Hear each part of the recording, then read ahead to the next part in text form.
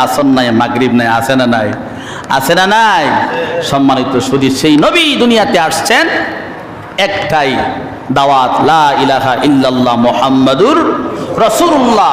আর কোরআনের প্রত্যেকটা আয়াত, প্রত্যেকটা বাক্য আল্লাহর হুকুমে মানুষের দাঁড়িয়ে দাঁড়িয়ে পৌঁছিয়ে দিয়েছেন। কার ভালো লাগবে, কার খারাপ লাগবে, কার কলজার মধ্যে লাগবে, কার হাড়ের মধ্যে লাগবে, নবীজি সেই চিন্তা করেন নাই। এই কথাটাই আমি গত জুমায় বলেছিলাম যে নবীজি এরকম দিনের দাওয়াত দিয়েছেন। পক্ষান্তরে আল্লাহ পাক রব্বুল আলামিন নবীজির ওয়ারিস সূত্রে এই উম্মতের আলেমরা নবীজির ওয়ারিস সূত্রে তারাও কি করেছেন? দিনের দাওয়াত দেওয়ার চেষ্টা করেন উম্মতের মধ্যে। কথা বলেন ঠিক কিনা? হক কথাগুলি পৌঁছিয়ে দেওয়ার জন্য চেষ্টা করেন, কিন্তু এই হক কথাগুলি অনেকের কলজার মধ্যে লাগে, অনেকের হাড্ডির মধ্যে লাগে। আছে না নাই?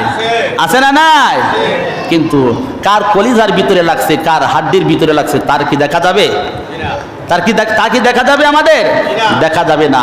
আপনারা যদি বলেন যে হুজুর এইভাবে বলেন, আরেকজন বলবে হুজুর এইভাবে বলেন, আরেকজন বলবে হুজুর এইভাবে না এইভাবে বলেন, এটা কি সম্ভব? একজন মানুষ সবাইকে খুশি করা যাবে না। আপনাদের মনটাকে কোরআন হাদিস অনুযায়ী বানানো যাবে না।